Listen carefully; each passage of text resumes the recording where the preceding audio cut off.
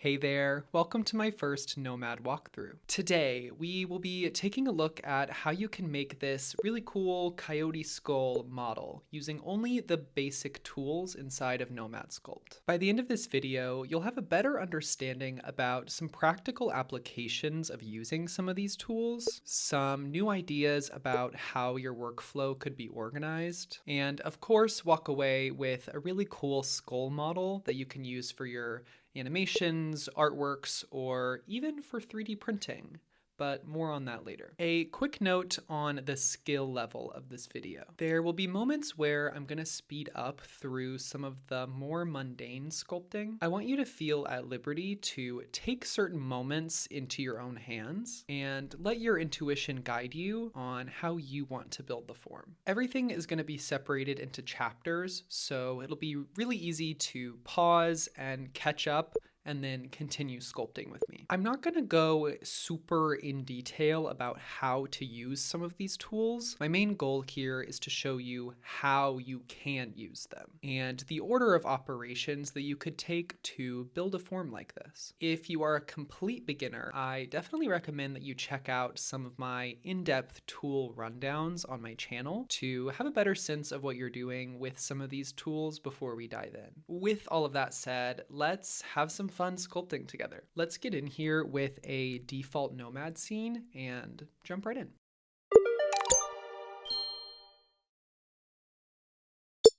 The first step to a good sculpt is finding a good reference.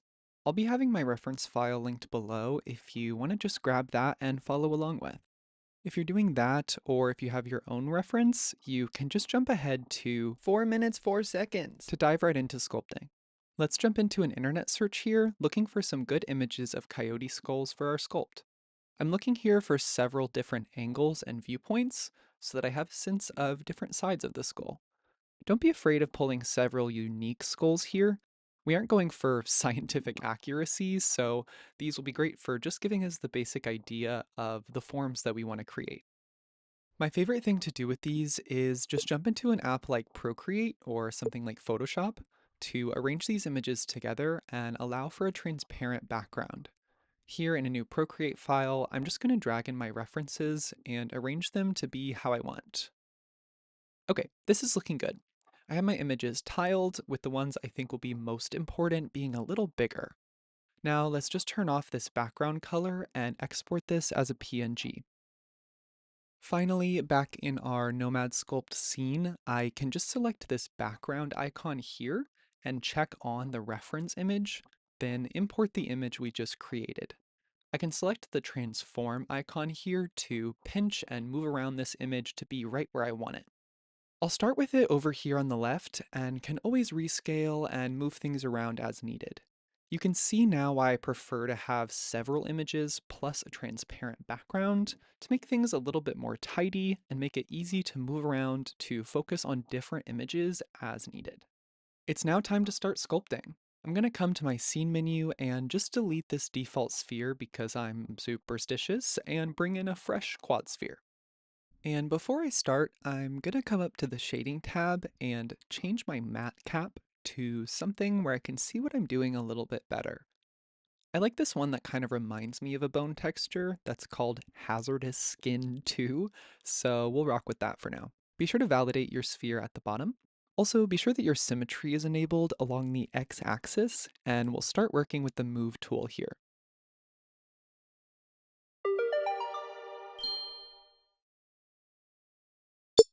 Let's start from the side view and begin to block out the silhouette of our shape. I'm going to start by using a pretty large brush just to pull out this front section and start to flatten the top as well. I'm just referencing this picture that we have here of a side view to help inform this shape that I'm creating. We don't need to be too particular yet, we just want to block out a nice general shape to get us started. A great technique to use here would be to expand your reference image and put your model into X-ray mode so you can block out that silhouette with a direct form reference. Now let's go back to our front view, and I'm going to use my gizmo in the corner to just drag it downwards to get me a nice sort of 3/4 front top view. Here I'm going to pull out the head a little bit more and start to pull on the side, and bring in the front a little bit skinnier, and we can see a skull shape start coming together. I'm going to jump back to that left side view now and just put a placeholder area for the eye sockets to go to start to understand my proportions better. I'm going to switch to the inflate tool for this and turn on subtractive mode with the toggle on the left, or by squeezing your pencil if you have the keybind set up like we've talked about before. And about right here, I'm just going to start to softly press in where that eye will eventually go. Also, while we're at it, I'm going to use the inflate tool to push in this line where the teeth will eventually go as well. And I can move around to the front to continue that line. Okay, this is looking great. It's definitely looking a little silly, like a cartoon fish or something, but trust me, it's only going to get better from here. Before we move on into more targeted sculpting, let's go ahead and remesh our model to get some clean topology. And I'm just going to keep the same number of quads that we already had for now, and then switch back to the move tool.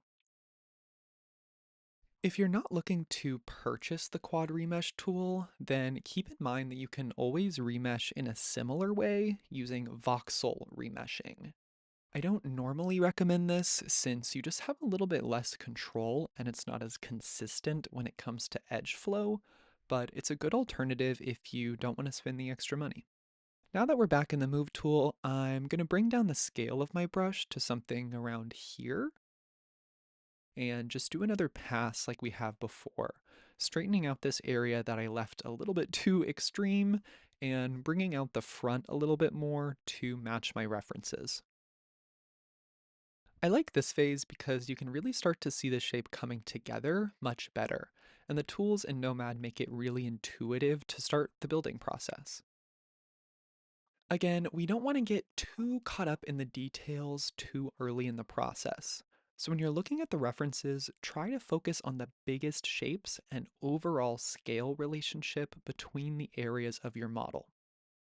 This is probably a good time to up our polygon count for the first time, so I'm going to bring up the quad remesh tool again. I like to open up this extra panel with these three dots. Just look right here where you can see the target quad count. I can change this number to percentage using this little toggle next to the number. Then I can click on the number to input a new target quad percentage. Using my pencil, I'm just going to scribble this out and put in maybe something like 200 for now.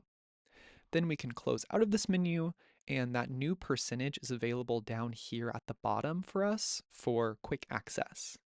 So I can just hit this button to remesh, and now we'll have twice as many quads. And I'll do it one more time to have twice as many once again. At this phase, I'm going to start to switch back and forth between the move tool to adjust the form and the clay tool to start to define the different sections a little bit more clearly. The move tool will be really helpful, not just for changing the silhouette at this point, but also for dragging out different sections that are meant to flow into each other, and correcting some of the forms we build as we go. The clay tool is great to use here because it lets me build up mass on the form in a not too precious way, and lets me go into subtractive mode to gently push deeper in some of these areas to get the shapes that I'm looking for super quickly. I also love the clay tool because as I'm building up the shape in layers, the clay tool will blend into itself really well, so I don't get super chunky sections of added clay areas. Be sure to keep jumping into different angles periodically to make sure that the clay tool isn't building up your form too far and nothing is looking super crazy. My cheekbones are looking a little too lit for me, so I'm gonna rein those in. This is looking alright so far, but things are looking a little bit too lumpy. A really quick way to do an overall smoothing application is within this operations panel that looks like a little beaker flask. Here you can find this smooth slider. You can just dial this up to get a really uniform smoothing operation across your whole surface. Be sure not to push it too far to undo the work that we've been building up this whole time. There, that's looking a little bit better to me.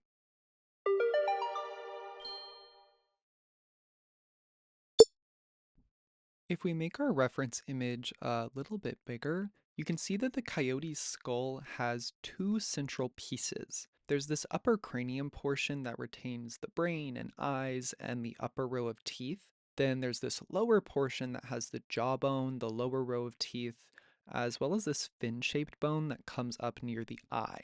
What I want to do before I move any further is split my model into two pieces to be able to better customize each half of my object. To do this, we're going to use a Boolean operation to separate this model into two independent pieces. In order to run this operation, we're going to need to create a Boolean object that we will use to punch out that shape in between. There's many ways to go around making a Boolean shape, since it could literally be any form under the sun, but for the sake of trying to go quickly here, and since we're still in such an early phase of the modeling process, so the shape doesn't really matter all that much, I'm going to actually be using a tube to cut out that shape, and I'll show you why. Find the tube tool in your toolbar on the right here, and be sure that you're set to the curve mode here on the left-hand side. Now we can just use our pencil to draw a curve that goes along this cutting line like so, and then release. Now we have Bezier points to adjust, and we can bring two of them close together to simplify the line a little bit. I want to just be sure that we're going under this jawbone area that we're going to pull out here. And for now, just ignoring this fin area that we talked about because we're going to be pulling that up from the bottom side anyway. So I'm just going to go straight back from there. I like using this method for a Boolean like this because I'm able to directly draw in the shape that I want without having to spend a long time modeling a surface or another mesh to create the shape that I'm looking for. So we can go in with this green profile menu here at the bottom to make our tube a square so that we can get an even Boolean. You can also expand this menu using the little expand icon here next to the building canvas. On this grid, you can just bring in my square to be a little bit thinner, of a rectangular shape like this, using the grid to snap to this shape super easily. Now I can close out of this menu with that same expand icon. You can see that it didn't quite work the way I was looking for. I wanted it to be longer horizontally instead of vertically. So if we open up this profile menu again, we can easily change this by just tapping rotate and dragging the corner here to be upright, and that will give us a horizontal shape that I was looking for. We can go ahead and validate the tube and adjust the scale now. I'm just going to bring up my gizmo with the toggle here in my left-hand toolbar and scale out this tube pretty dramatically along the red x-axis. Since my scaling made the geometry into these really wide rectangles, I'm going to just go ahead and run another quick remesh to be sure that my Boolean works properly. So selecting the quad remesh again, I'm going to use that 200% quad count that we used earlier, and maybe once more just for kicks. And just like that, we have our perfect Boolean shape ready to go. Before I continue, I'm going to quickly scale back down my reference image just because it's starting to annoy me a little bit. And we can now finally run the Boolean operation. Before you do any kind of cutting or trimming on your model, it's always recommended to come into your scene menu and make a clone of it to be sure that you have a backup in case the Boolean goes haywire. Also, of course, be sure that you're saving your model regularly so you don't lose any progress if the app crashes. So, to run this, all you need to do is select all of your objects involved in the Boolean operation with the proper ones made visible. I'm going to have a whole video breaking down the Boolean soon, which will get tagged up above once it's posted, so check that out for a full breakdown on how it works so that you can better use it in your workflow. But for now, all you need to know is that you're going to want to hide the tube object that we made, that we're using to cut with, and keep the main skull form visible. Then just check the check marks of both of them so that you have both selected, and you should see your skull object lit like normal, and the Boolean object kind of ghosted out like this. Now we can come up to the Boolean menu here and just hit the Boolean button right there. And just like that, we've ripped apart these two pieces. The geometry along the edge is definitely cracking a little bit, but overall the topology is looking really great, and this will be a super easy fix. Now, if you look at your scene menu, you'll notice that even though we split this object into two pieces, they remain as the same object in your scene. We want to be able to edit these two forms totally independently, so we'll just clone this object and hide one of them. This first one that we have selected can be our top portion. So we'll move into our trim tool here and be using the lasso to just cut away the bottom area. And now we have better access to the inside of our model. Now we'll do the same thing with that other clone we made, using the trim tool to cut away the top this time. And now we're left with just the bottom of the jaw. Now is a great time to get our scene a little bit more organized. Let's start with naming the upper jaw and lower jaw accordingly. Then we can select both of these and add a new group for them to live within, entitled Duo. Then we can just name the backups accordingly as well. Now, we can just select our new group as well as the upper and lower jaws and go ahead and make a clone of that, collapse it, and rename this Duo Backup. Then just move it above Duo in our scene and go ahead and hide it.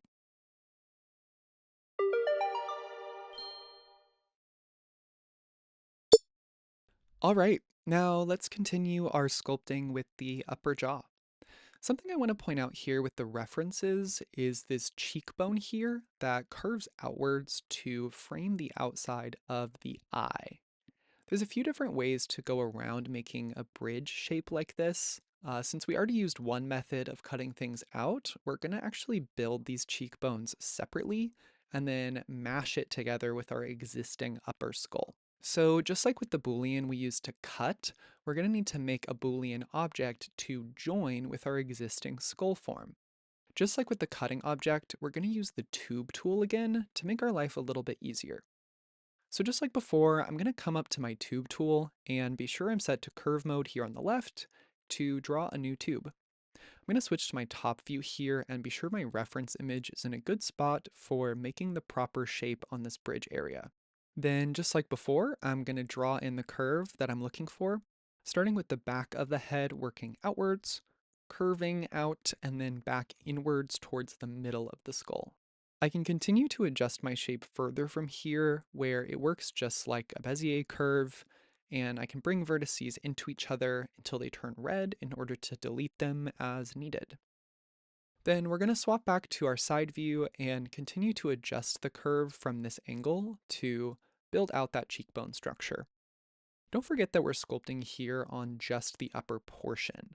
So when you're looking at the reference, be sure not to confuse yourself in the proportions and only be focusing on the upper part of the skull.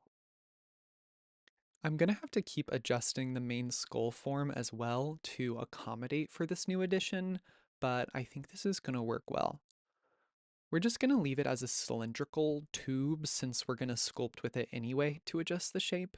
But one thing I would like to do is adjust the radius just to make that sculpting phase a little bit easier. So I'm going to come in here to the bottom menu and instead of profile, I'm going to hit on the radius button just twice until it brings up all of these little orange control points along each handle of the curve. This gives me the power to adjust the radius of each individual control point, so I can start to dial in some of these areas and save me some sculpting time by getting them to be a good proportion right off the bat. This shape doesn't have that much variety in its radius, but something like this is going to do as well. Now, before we validate this, I want to be sure that I have it mirrored to the other side. So down here next to the validate button, I can just tap mirror, and that will create an alternative version of it that's within the same object, and I can go ahead and validate this when I'm happy with it. Now that I have this additional piece, I want to go back to my main skull form and adjust the silhouette to where it'll blend nicely with this new area, which here is really just about making it a little bit skinnier along this central area and turning it out where it's going to be intersecting with that additional piece. That's looking pretty good to me. Now let's go ahead and customize this tube a little bit more.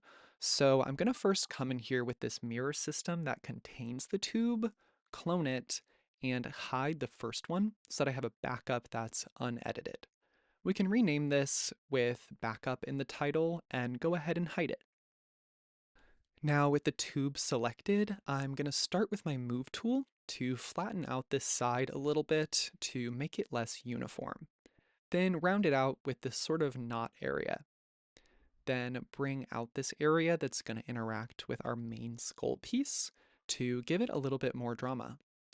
I'm gonna just go around and shape it in a way that feels right and is close to my reference, being sure to check it from different angles as I go. I'm now gonna move on into meshing the two together. Before I do, I'm gonna make a duplicate of both of these so that I have a backup once more. I'm just going to select the upper jaw as well as the mirror system and the tube and hit clone. Then with those three new ones selected, I'm going to add a new group that contains them and name it phase 2.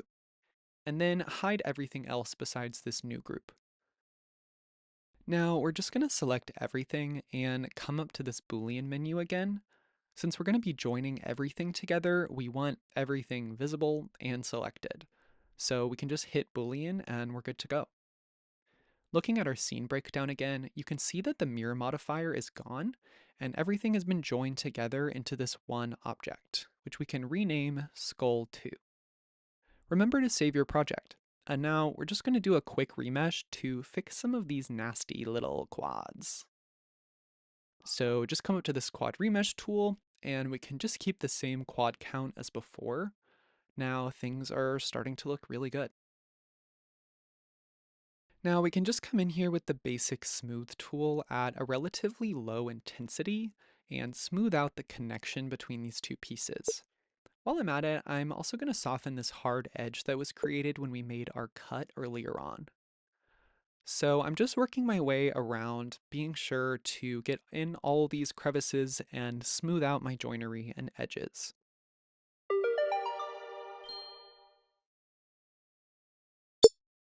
I'm now going to go in and start to do some more in-depth sculpting across all of my surfaces using the clay tool. Remembering to work both additively and subtractively, and looking at what you're doing from multiple angles to be sure it's looking the way you intend. Just continue to refer back to our reference images and checking on your form and proportions as we go. I'm often jumping back and forth quickly between sculpting with clay and smoothing it back and forth just by tapping on my pencil using the shortcut that we set up before. I'm also using the Move tool to adjust the profile as I go with areas that I haven't fixed yet. Move at your own pace here and just try to follow the references that you've pulled and your intuition. This is the part of the sculpt that should really be intuitive and freeform. You can let things be as stylized or as realistic as you want them to be here. I'm going for somewhere kind of in between. Alright, once you get to a place that you're happy with, we're going to remesh this and up our poly count pretty significantly. This is where I'm going to start really having multiple phases of models in my scene because I want to be able to go back if I get carried away with my texturing. So let's go ahead and make a clone of this and title it Skull 3. Now we can go ahead and go into the quad remesh tool and just use the same number of quads just to get things a little bit more even again, instead of using our 200% that we used before. Since we don't want to make this file too heavy, we can actually use our subdivide through the multi-resolution panel in the geometry settings instead of remeshing. Here we can just hit the subdivide button and it will give us the ability to slide back and forth between levels of subdivision as we sculpt further. Now we're just going to go in with the next level of sculpting, where I'm going to start with my brush this time instead of clay to get more intentional sculpting direction. This time, I want to be able to get really up in these spaces from the direction I'm wanting to, so I'm going to switch my camera view from turntable to trackball with this little circle. This will allow me to now freely rotate and adjust my object to any angle that I please. It can feel a bit confusing or disorienting at times, but it's just going to give me a little bit more freedom in my movements. If it feels too crazy for you, then just use the regular turntable, but I'm going to start with this just for this little section. Now I'm going to use the brush tool at a smaller size to really start to block out these shapes and paying much more attention to the textural nuance of the reference instead of strictly the overall shape. I'm going to let things get a little bit crazy and I can come back in to smooth them out in a little bit after. But you can see that I'm already able to achieve a much greater level of realism just by adding these sort of inconsistencies and more sculptural applications. I'm also switching back and forth between additive and subtractive with my keybind and just moving along throughout the model intuitively. I'm also wanting the back of the model to come to a more fine point, so I'm going to use the move tool to bring out this back face to a sharper edge, and then soften it a little bit with the smooth tool. Then just use the crease tool to draw out this back fin of the skull. Now in this back area, I'm using a similar method with the crease tool. I'm just going to add some sharper edges in this back area and interesting folds that I can see in some of my reference images, and then just softening them up a little bit with the smooth tool. Now I'm going to move back to brush and subtractive to emphasize some of these areas and get a little bit of detail on this inner socket area as well. Just focusing on adding little bits of inconsistency to create a more realistic look and give it a little bit more life. Or death, because it's a skull. But now moving on into the top face, I'm going to start to block out where this nose area is going to go using the brush tool, using this sort of sketchy application to give me the surface texture I'm looking for. Then just moving backwards towards this upper cranium area where I'm going to create this raised portion that I see in my reference. When I look at this front section from other angles, I can see that my texturing is getting a little bit crazy, so I'm going to continue to jump back and forth between using the brush and smooth tools to be sure that I don't get too ahead of myself here. I'm now going to be using the clay tool in subtractive mode to start to push back this vacant nose area just a little bit to start with, being sure that I don't break my geometry too much here. If things start to look like they're breaking, just jump back into the smooth tool and even things out. Once I get it about here, then I'll move to the brush tool so that it'll pay attention to the normal directions, and I'll continue to push inward deeper and really push back that wall in there. There we go. Now we have a nice little cavern blocked out. Take a look around your model and view it from different angles, and just be sure that this phase of modeling is looking pretty good. Keep in mind that next we're going to be moving into much smaller details, so be sure that we're well set up to move into that phase with the sculpting that you've done so far. We're going to make one more clone, and this will be the one for texturing. So I'm going to name it Skull 4 Text. Now be sure to save your model, and we'll go back to the quad remesh and just remesh using the same number of quads that we already have. Looking around my model, this is looking really great and fixed some of the stretched geometry that I was having in that cavern that we sculpted, as well as in this back ridge area that we were working on before. Things are looking really even and smooth and ready to work on textures with this piece. Before we start to texture the upper, let's bring back up our lower half of the skull, which is within this group called Duo Backup. Here we can just clone that lower jaw and bring it here right above our phase 2 group. This thing looks so crazy now that we've been staring at a more sculpted model for this whole time. Wow, it'll catch up.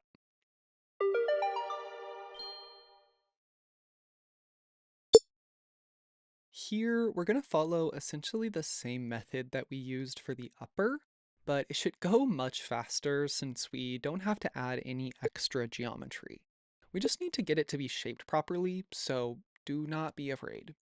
I'm going to start with the move tool here from the bottom and just adjust the shape to match up a little bit better with the edits that we made to our upper form. I'm also going to switch back to my turntable camera rotations since I'm kind of back to basics here. Again, use the clay brush at a decently large size to just start to build up this shape in the way that I'm wanting to. I'm going to also push in this back area a bit to match my reference. The two of these are going to get meshed together in the end anyway, so I'm going to go ahead and intersect it with the upper form so that they have a place where they meet. I'm going to now pull up that thin area that we mentioned before, which is going to go under that cheekbone bridge that we created in the upper. We will use the drag tool to do that since it will give me a good stretch. I'm going to just pull upwards on this section with a pretty big brush to capture a fair amount of the geometry, and then just use the move tool with a pretty large size as well, just to bring this out and make that area pretty thin.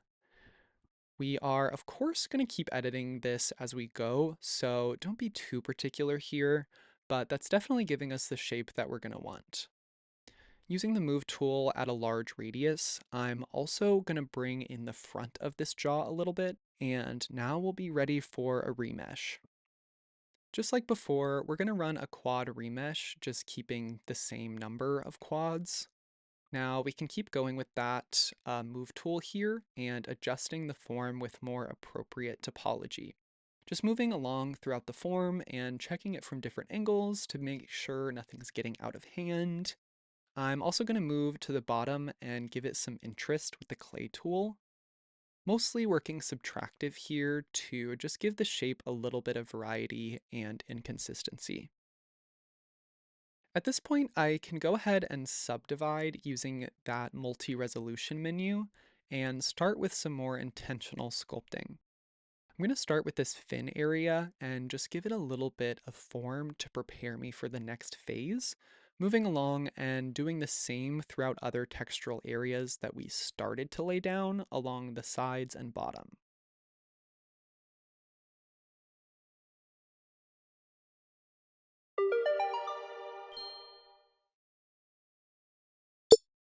All right, this is starting to look really nice, and I can see the overall sculpt really starting to come together. We're ready with these two to start going in with our full texturing, which is my personal favorite part of the process. But before we do, let's go ahead and make our teeth. I want to do this now before I start texturing because I'm going to have to sculpt in these sockets where the teeth will fit into, so let's do all of that first.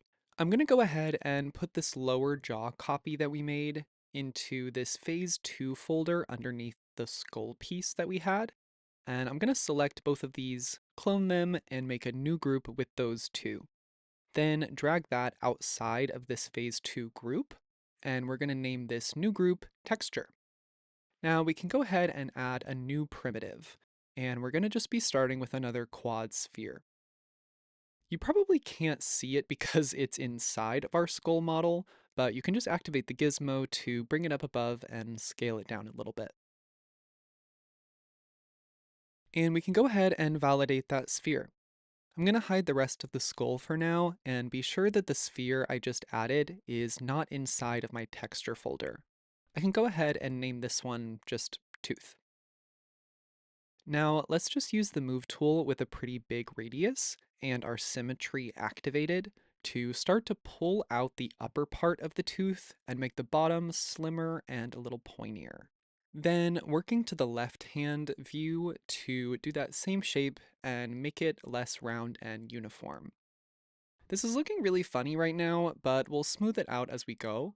I'm just going to come up here to a top view to give it a more tooth-shaped silhouette from there. I'm just working all the way around to get my shape where I want it. This is looking pretty good, so I'm going to come up here to my operation menu and do a little bit of universal smoothing, and then continue to smooth some of these wrinkled areas with my smooth tool. All right, this is looking pretty similar to my reference. I'm just going to do a little bit of clay sculpting with symmetry disabled to add a little bit of inconsistency to the tooth. And I'm just working back and forth between additive and subtractive to carve out and push in some of the different areas along the front of the tooth. I also want to have this sort of banded texture, so I'm going to leave these sort of wrinkles in the geometry. All right, that is our first tooth done. We're going to add another quad sphere and do the same kind of treatment to it, making it roughly the same size, but scaling it to be taller. We can go ahead and validate that and hide the first tooth we just finished. We're going to make this into one of those long, sharp teeth in the front that the coyote has. So we're going to do the same thing with the move tool here, just expanding the top outwards and pulling in the bottom to a taper point, and pulling down on the bottom to give it an edge. Then just coming to the side view, we want this one to have more of a curve to it as it comes to the point. So I want to be sure that the side silhouette is looking right just like before. I'm going to run a universal smooth operation from my operations menu, just a little bit, and then use the clay brush with the symmetry disabled to add a little bit of inconsistency and banding to the surface. All right, our two main types of teeth are done now. So I'm going to select both of them and add them into a new group and just title this teeth base. I'm then going to select the group as well as both teeth and clone it. Then entitle this new group just teeth. Awesome. Now we have the tooth base as our backup, so we can go ahead and hide that. And then we'll be able to use this new group just called teeth to make all of our clones and build out the mouth. Now we can show our texture group that has both of our skull pieces in it, then select both of our teeth and scale them down to be more proper sizes using the gizmo. Since we want our teeth to be reflected on both sides, I'm going to keep both teeth selected and add a new mirror repeater up here in the add menu, which will make these super easy to place. And then I can come in here starting with those main pointed teeth and just place them generally where I want them to go and angled outwards. Then do the same with our little baby teeth, just angling them to follow the curve of the mouth and placing them generally in the right spot. I'm going to zoom out to check my proportions of the teeth against the reference image and see how we're looking, and just continue to adjust their scale across the different axes to get the right look. And remember that we're going to sculpt around where these are placed, so don't worry too much about the way they interact with the lip of the skull area, but rather just trying to get their angle and general placement correct, and being sure to check from all different angles to be sure that things are looking right. All right, I think our basic two teeth are good to go for now, so I'm going to just select our smaller tooth and make an instance of it, and then use my gizmo to bring it over. Instancing is better than cloning when you have repeated forms that can be identical, since it doesn't actually clone the geometry itself, but just shows it twice. We'll bake this in later when we export it to another software, and it will work really seamlessly. Especially if you're running this on a slower tablet or desktop with not a ton of RAM, then it's a great way to make your file a little bit smaller and faster. So now with this instance, I'm just going to place it like before and adjust my rotation, checking from different angles to be sure that it's following the lip in a way that I like. It's looking really funny right now since it only has the top row, but I promise it will work itself out. You'll notice that I'm still able to scale the instances differently without affecting any of the other versions of the object. But keep in mind that if I tried to use any of my sculpting tools like the clay tool on one of these, then it will affect all of them at the same time. But luckily, I'm still able to scale them without it being universal. Now we can start to make more instances for the bottom row, and just use my gizmo to flip the teeth upside down and place them just like before, checking my angles from different perspectives and continuing to instance and move down the line towards the back. Now, if I take a step back and look at my references, especially this one of the underside of the skull, you can see that these teeth get really large and strange as they move back towards the eye sockets. And in the side view, you can see that they get to be these really large, strange tooth shapes. So instancing is not going to work for us back here. We're going to have to make a copy to really sculpt out this larger set of teeth. We're going to have to do the same thing for these very front teeth since they're so much smaller than the rest and are a different type of shape. So let's focus in on what those shapes are going to be. To see what we're doing better, we can hide the lower jaw and then make a clone of this original small tooth and just move it below all those instances to keep things organized. And just to make it a little bit easier to decipher, I'm going to name this one Large One. And now we can move to our bottom view and use our gizmo to bring that baby tooth over and bring it down a little bit so we can see what we're doing better. We can start to scale it out to give us a good starting point for our sculpt. Here I'm going to be using the clay tool to get this form blocked out pretty quickly. It's really quite an odd shape, this tooth, so I'm just going to be moving back and forth between the clay and move tools to try and mimic its shape as best as I can. Remember that we're not going for total medical accuracy here. We're just trying to give the suggestion of the true form. I also want to bring it up along this edge since in my reference it sort of seems to blend with that cheekbone piece. And then I'm going to use the clay tool subtractively at the bottom to create that little cavity in the middle that's so iconic to a tooth shape. And there, now we have a pretty convincing molar shape. I'm going to save my file and do a quick remesh on this just to clean it up quickly, and then use my smooth brush to smooth out any areas that got pointy or sharp just like before. I want to have a little bit of inconsistency and banding along the surface to give it a super quick texture. So I'm just going to do that with the clay brush at a pretty small radius to make it a little rougher, and I think that's looking pretty good. Now we want to have one more that's similar to this large tooth, but I want to sculpt it differently. So I'm going to make a clone of it and move it one more step towards the back. To save myself a little bit of time, I can just turn the tooth to give us a good starting point. Then just go in to my side view to angle it and scale it to fit nicely in that final remaining gap along the bottom of the cheekbone. Now we can go in with our move tool to bring up the edges to melt into that main cheekbone area, and the clay tool to add a little bit of texture that we were getting before. I think that's looking good enough for our purposes here today. While we're focusing on the bottom, let's make the front teeth as well, where we're actually going to be using these super spiky teeth we made as our starting point. So we can just come into our scene menu and clone that big tooth and name this one Tiny. And then use the gizmo to bring it towards the front and scale it down pretty significantly. For this, we will be able to do more instances to give us that front area of teeth super quickly. I can just move these according to my reference into position, and be sure to view it from different angles. I'm now going to adjust the shape of these a little bit just to match the reference better. And remember that since we're using instances, I'm able to just sculpt one of them, and all of the teeth will adjust accordingly. I'll just pull them out a little bit and make them less pointy, really. Now I'll open my scene menu and let's go ahead and re-show the lower jaw to check how we're looking.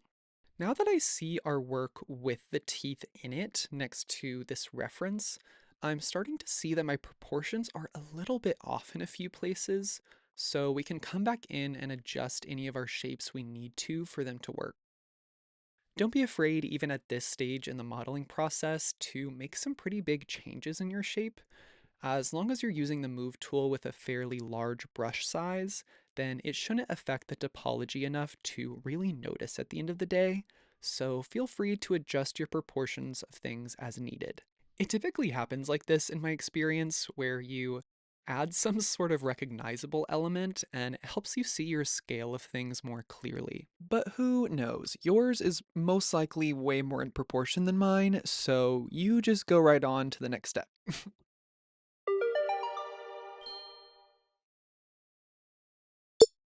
Now we can start our last objective before we start to apply our textures, which is to sculpt the sockets around the teeth, where I'm just going to be using the clay tool to buff out these little raised areas.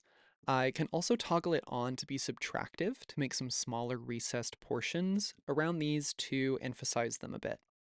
Keep in mind that these are not sockets like gum sockets, but that it's just part of the skull that interacts with the teeth, so don't make them too fleshy or like bulbous. I'm also going to importantly use my move tool to bring this area of the gums outward and around the large pointed tooth and adjust the shapes around it to make a little bit more sense. While we're focused on this area, also be sure that the teeth are not barging into this nose cavity that we made. I realized I've forgotten to sculpt in the large teeth for the bottom jaw of the hole, so I'm just going to make an instance of the large tooth and spin it around like so to get it to mirror on the other side. The placement is going to be a little bit tricky here, so I'm just going to have to keep rotating it and adjusting its placement until I get it to a place that I think I can sculpt the other teeth around. I can also use the gizmo to adjust the scale of the new teeth on different axes until I get things looking right.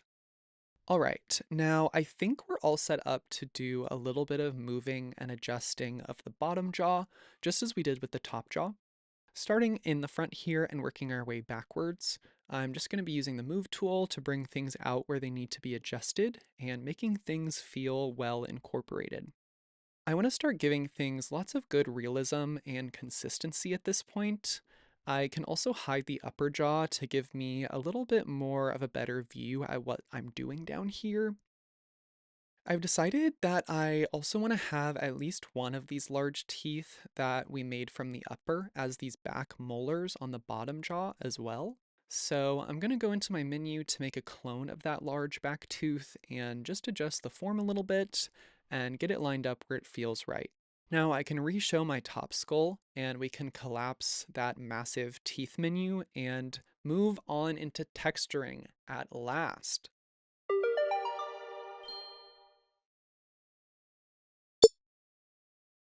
So, texturing. I'm going to be starting with the top of the skull, so I'm going to pull up a reference that has the best view of that.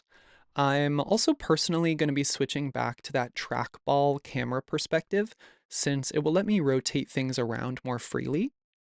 We're going to be starting with the creases first, as well as any small little pockets in the model that you can see across the references. For this, I'm just going to be using the multi-resolution to subdivide my surface and give us a bit more geometry to work with here. Then we can switch up to our crease tool and begin creasing out some of these shapes with a fairly small radius and a medium intensity. Being sure that your invert toggle is not selected so that we can carve into the skull. I'm just going to start with those main crease lines along the nose area, as well as bringing in a central crease that goes from the very front to the very back. I can see that the central line continues on the inside of that nose cavity as well, so I'm going to go ahead and add that in there too, and then continue with this main crease form. I can then follow the curve that I see in my reference as it sort of jags over towards the eye socket. And I'm just going to bring this sort of around to this front area to make a parting line here. I'm going to make a similar parting line right here above the eye and towards the back of the skull. Then I want to make an asymmetrical crease along the top of the cranium, so I'm going to turn off my symmetry and just make a sort of squiggly, jagged line that wanders across the top. We'll do that on the other side as well in the same direction, but just picking up a different shape to add a little to the realism here. No one will probably ever notice that, but it feels good, so let's do it. I'm going to extend those squiggly lines all the way down. I can now turn my symmetry back on and bring down this crease we started to make. Then turn our attention to that bridge we made and create this crease that I see from my reference image that goes like this, and this little small one just behind it.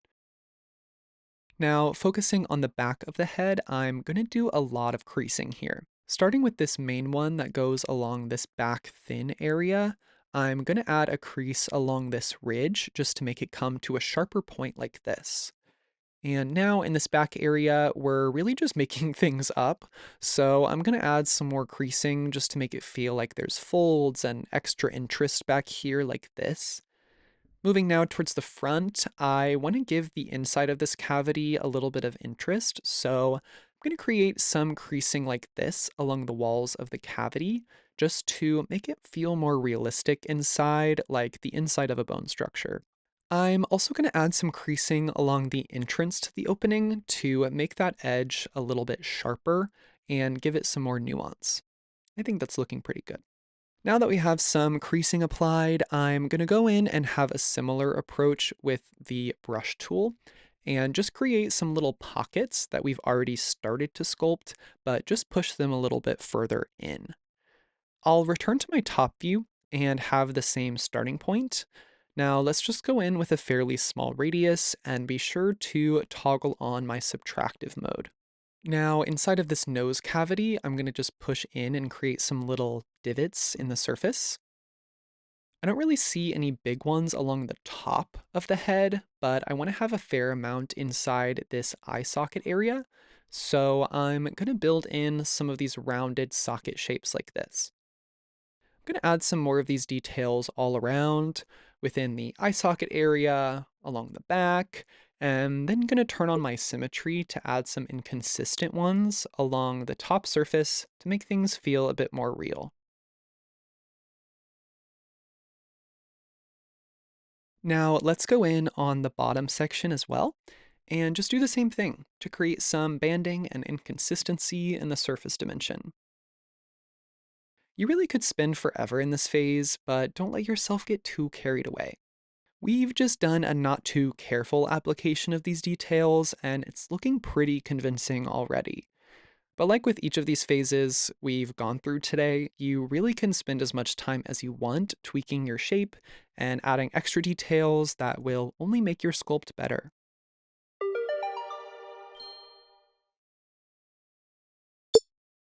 The last texturing phase we're going to go through is using the stamp tool to apply some roughness to the surface, and then we'll move on into the very last part of just setting up some materials and getting a quick render of our model.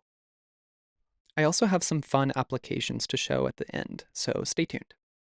In order to use the stamp tool, we're going to have to import or create some alphas of our own. You can expand this little alphas menu with the little expand icon here. You can see some that I've imported from other projects, but let's go out and hunt for an image of our own.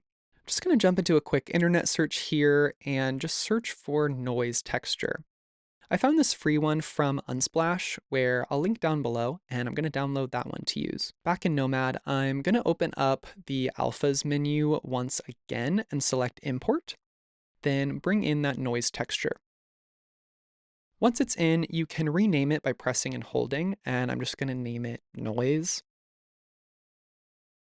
I'm going to start with this at a super low intensity to be sure that it doesn't get super crazy on my model. I'm going to start with a panel of it just along the back of the cranium here, so I can focus on that, and then tap near the middle and drag my pencil outwards until I get the placement that I'm looking for, and then just release to confirm. That's looking pretty good. And keep in mind that we'll smooth out the edges, so don't worry about the parts that are getting a little stretched or if you have visible seam lines. I'm going to do the same thing now along the nose area. So I'm going to focus near there and just drag out the same way to add that texture to the front. I'm going to do it once again with the bottom jaw selected near that front edge, and just one more panel near that back side of the bottom jaw. I want there to be a bit more inconsistency along the cranium, so I'm going to open up this sort of splatter texture that I've already downloaded and just throw that along the cranium to give it some of these little dots and inconsistencies. I'll have this image I edited linked below as well. Now let's go along with our smooth tool and just pay extra attention to some of these areas we made creases earlier to make sure that the texture we applied on top is not breaking any of our geometry. Also, check to see if you have any super visible seam lines from where your stamp connected and just buff those out.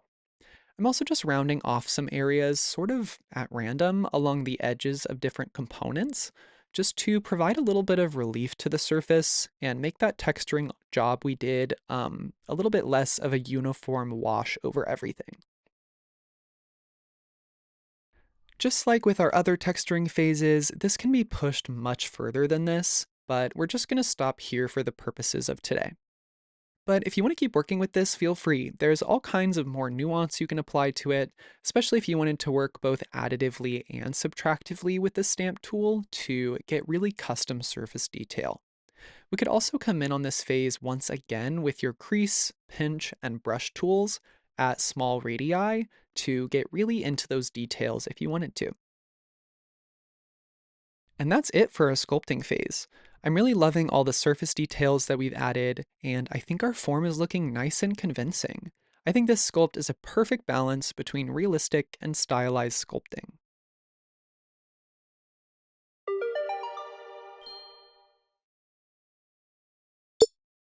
All right, now we're gonna take just a few more minutes to get a better material on here to get a super fast render. And I'll show you some other fun uses for the model at the end of the video, so definitely stay tuned. Let's be sure that we have both the upper lower jaw selected here as well as all of our teeth to be sure that we're applying these materials to everything across the board. I'm first going to come to this shading tab and switch from matte cap to lit PBR, and then come into this material and turn our skull into a subsurface texture instead of the default opaque. This will be the basic setup that we'll have going forward with this material, and there's lots to adjust in both of these to get a really custom look here. In my environment, I'm going to switch it to this small studio that's in the default HDRIs, and then rotate it a little bit here so I have some more drama of lighting coming from the right side. I will also adjust my exposure here as needed, and then we're going to return to the materials panel. Let's adjust a few things in my subsurface settings, mainly just making this bone scatter light in more of a yellowish orange color and turning up the depth to something like 0.3, I think looks pretty nice. Let's now come up here to my post-processing and turn it on. I mainly just want to add some ambient occlusion to give our recessed areas some denser shadows. Then I'm going to add a little bit of bloom just to make things feel dreamy. I will also turn on tone mapping because I like this ACES mode as it has some greater contrast. Okay, now that I have my material settings the way that I want them, I can come in here to my stroke painting tab up top just to make my surface a little bit rougher so it's less glossy, and also change the main color here to be something a little more yellowish for a more realistic look. Now I can just hit paint all and everything is looking really great. Now we can just find an angle that we like and be sure to save our file really quick. Then come over here to the render panel that's next to the place we save from and select your render settings. I'm going to be going with 4086, and then if I select custom, then I can adjust the scale a little bit and then just hit export. If you're running on a slower tablet or PC, then the rendering may cause your program to crash, as I've had that problem many times in the past. So just be sure that you're saving before you do this, and render at a low setting or without post-processing if you have to. Listen to your machine, don't push it too far. But there we go. We have a beautiful render of our skull. If we zoom in here, you can see all of that post-processing gave us some really yummy details of the ambient occlusion, as well as the light scattering from the subsurface, giving everything this sort of rubbery, bone-like effect that I'm a really big fan of. This model could be rendered in all sort of different materials and look really incredible in any of them. The form is so interesting and complex with plenty of depth to the surface, so any material that you put on it will really shine, and using some super dynamic lighting will give you some really striking renders. I brought this model into Blender as well and just did a slightly more in-depth version of this material and lighting setup and got an even more striking render of the model. Also, I made a few tweaks to our model and 3D printed it as well, and it's so cute. I'm gonna have a second part to this video that's super quick that just shows how you can edit the model that you've made to get it ready for 3D printing. So stay tuned for that because it was a really fun process and you already have the model made. So you may as well make it physical too, right? Both of these extra things I'm doing are just to kind of showcase what you could do with this model. It works so well if you're trying to animate or print, or if you were just trying to get some extra sculpting practice. I am really wanting to make some more cross-platform walkthroughs with Blender and also maybe Procreate, so let me know what you'd like to see from me. And of course, don't forget to subscribe for all things organic modeling and experimental design. Ugh.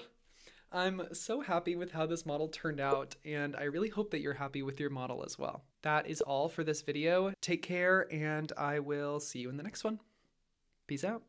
Thank you so much for watching. You're the best. I'm making more videos soon. I'll talk to you soon. I'll talk to you soon. Bye. Bye.